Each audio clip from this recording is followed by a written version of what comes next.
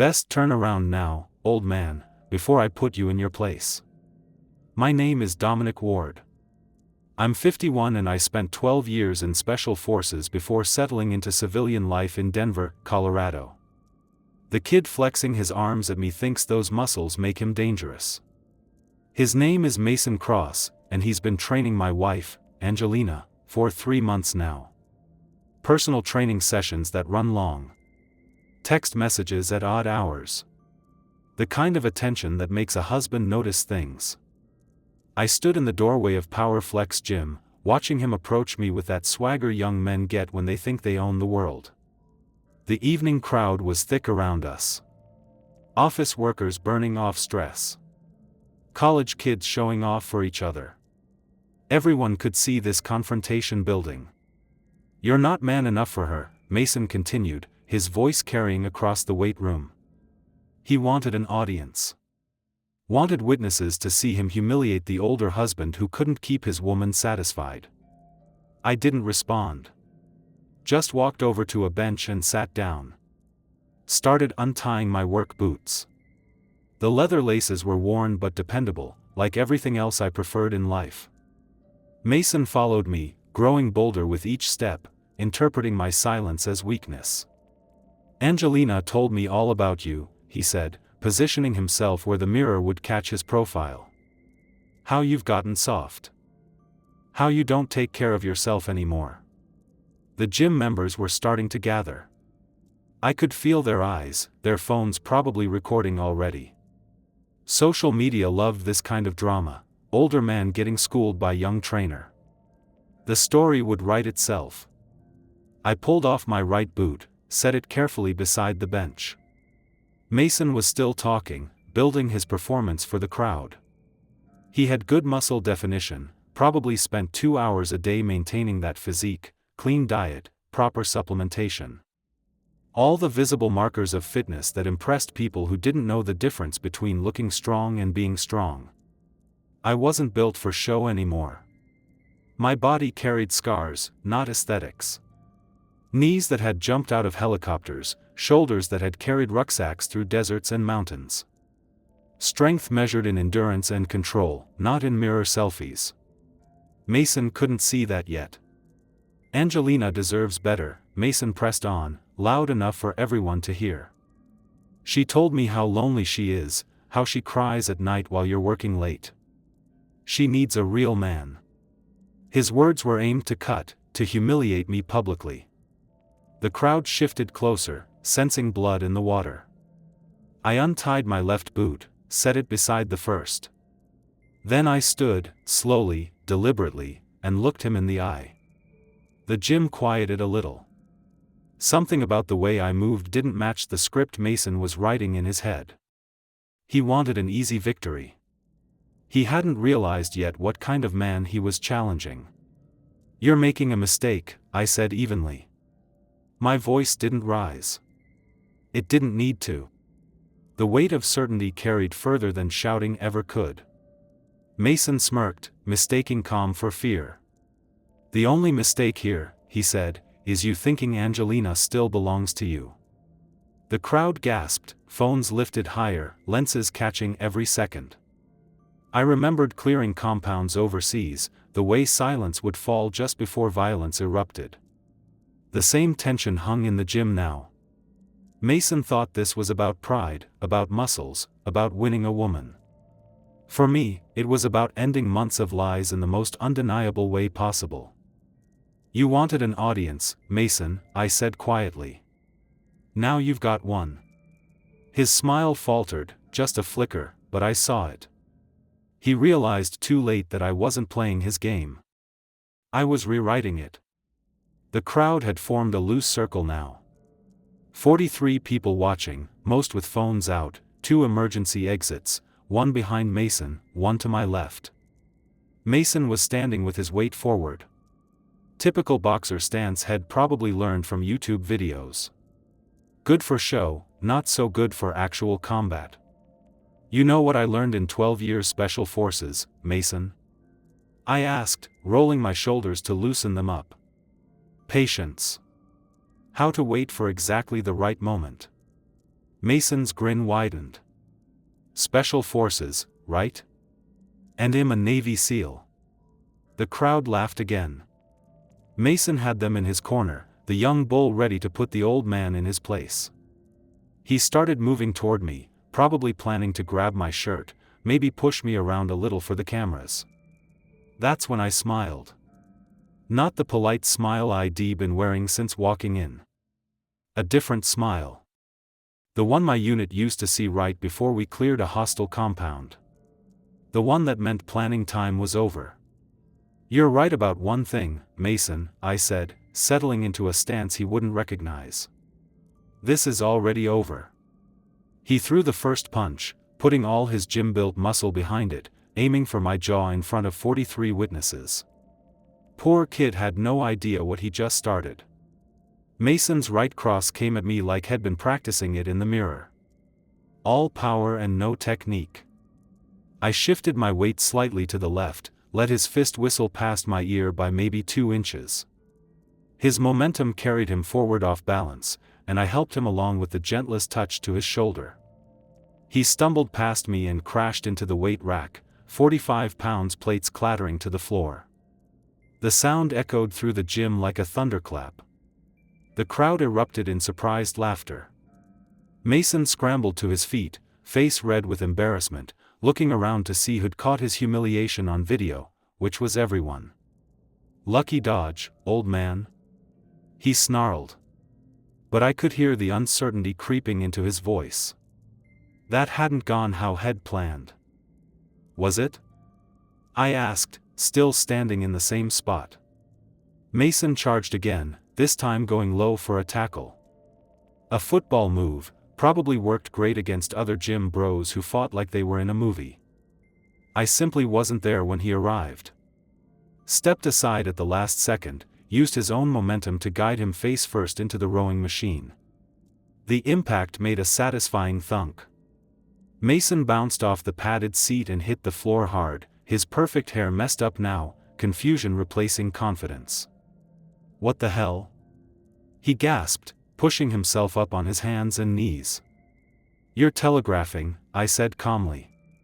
Drop your right shoulder before you punch. Lean forward before you charge. Basic mistakes. The gym had gone quiet except for the sound of phones recording.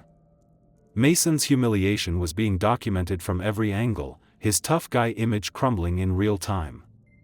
He looked around desperately, realizing this wasn't going how he'd promised his audience.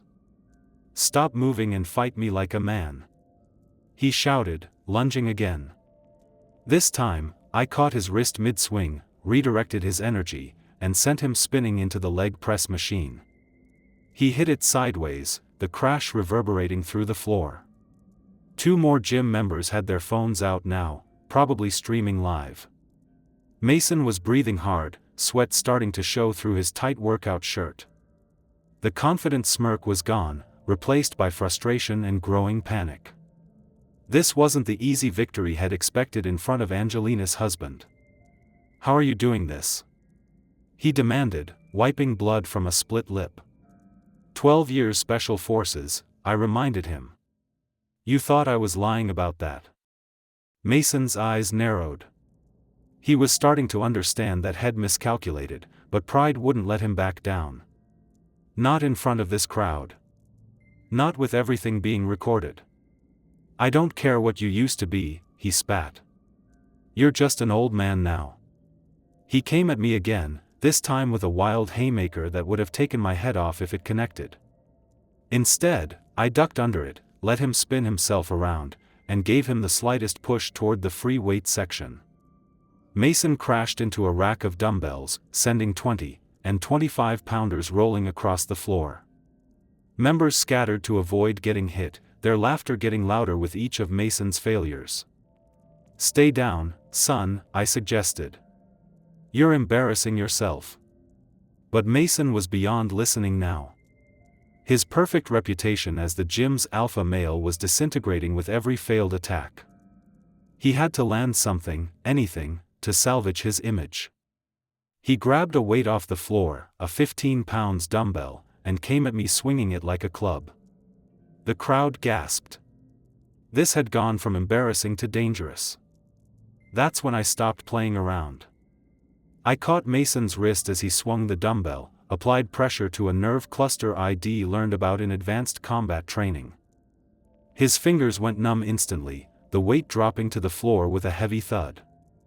Attempted assault with a weapon, I said quietly, still holding his wrist in front of 43 witnesses. You sure you want to go down that road? Mason's face went pale. He tried to pull away, but my grip was immovable. 12 years of military conditioning versus 3 years of gym workouts. No contest. Let me go, he whispered, the fight finally draining out of him. I released him and stepped back. Mason cradled his numb hand against his chest, fear replacing the arrogance that had started this whole mess.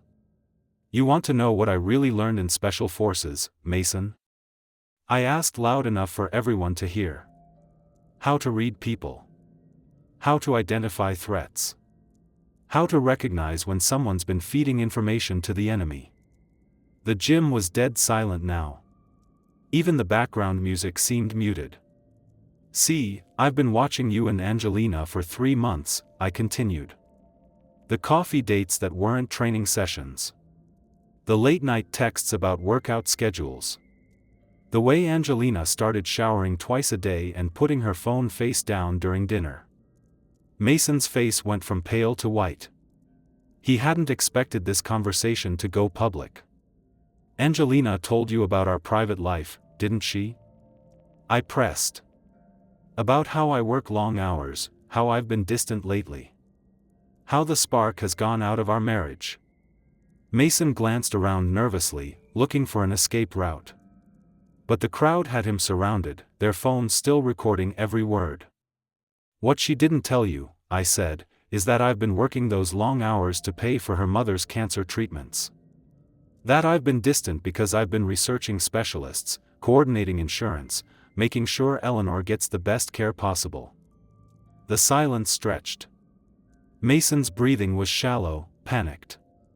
Angelina doesn't know that yet, I continued. Wanted to surprise her once everything was arranged. But you know what? I think she deserves to know the truth about both of us. I pulled out my phone, scrolled to Angelina's number, and hit speakerphone. The ringtone echoed through the gym. Dominic? Angelina's voice came through crystal clear. I'm just leaving the office. Is everything okay? I'm at Powerflex Gym, I said, keeping my eyes on Mason. Having a conversation with your trainer. A pause. Oh, I can explain, no need, I interrupted. Mason here has been very educational. Told me all about your dedication to fitness, how you've been very committed to your workouts. Mason was shaking his head frantically, mouthing no at the phone. Dominic, please, Angelina's voice was tight now. Let me come down there and we can talk privately. Actually, I think we're done talking, I said. Both of us. Mason was just explaining to everyone here how he's man enough to take another man's wife. Weren't you, Mason? Mason looked like he was going to be sick. The crowd was eating this up, their phones capturing every second of his humiliation. Angelina, I continued, you should probably find a new gym. And Mason, you should probably find a new career. I hung up and put the phone away. Mason was backing toward the exit now, his reputation in ruins, his confidence shattered. But I wasn't done with him yet. Where you going, Mason? I asked as he reached the gym's front door. I thought you wanted to embarrass me. He stopped, hand on the exit handle, trapped between his destroyed reputation and his fear of making things worse. The crowd was still recording, still watching his every move. This is over, he said, his voice barely audible. Just leave me alone. Oh, it's over, I agreed. But not the way you planned. I walked closer, and Mason pressed himself against the door. The confident trainer who'd called me an old man 20 minutes ago was now cowering like a scared kid. You know what's going to happen next? I asked conversationally. Those videos everyone just took they're already uploading. Social media moves fast these days. Mason's eyes darted to the phone still pointed at him. He was starting to understand the scope of his problem. By tomorrow morning, every gym in Denver is going to know about Mason Cross, I continued. The trainer who got humiliated by a 51-year-old man. The guy who couldn't land a single punch on someone old enough to be his father. You set me up, he whispered. No, son, I said. You set yourself up. I just gave you enough rope. The crowd was loving this. Mason's downfall was being documented from every angle, his tough guy persona permanently destroyed. But I still had one more card to play. Oh, and Mason, I added, you should probably check your employment contract. Most gyms have morality clauses about trainers who sleep with married clients. Bad for business when it becomes public knowledge. Mason's face went ashen. He hadn't thought about that part. Please, he started to say, but I held up a hand. The thing about consequences, Mason, is that they don't care about please. You made your choices. You wanted to be man enough to take another man's wife, to humiliate him in public. Now you get to live with what that costs. I stepped aside, clearing his path to the door. But I'll give you some free advice, I said. Next time you want to steal something from a man, make sure you understand what kind of man you're dealing with first. Mason fumbled with the door handle, desperate to escape. But before he could leave, Angelina burst through the entrance. Her face flushed from running. Dominic, wait, she started, then stopped when she saw Mason's condition. His split lip, messed up hair, the defeated look in his eyes. What happened? She demanded. Your boyfriend tried to teach me a lesson, I said calmly. Didn't work out how he planned.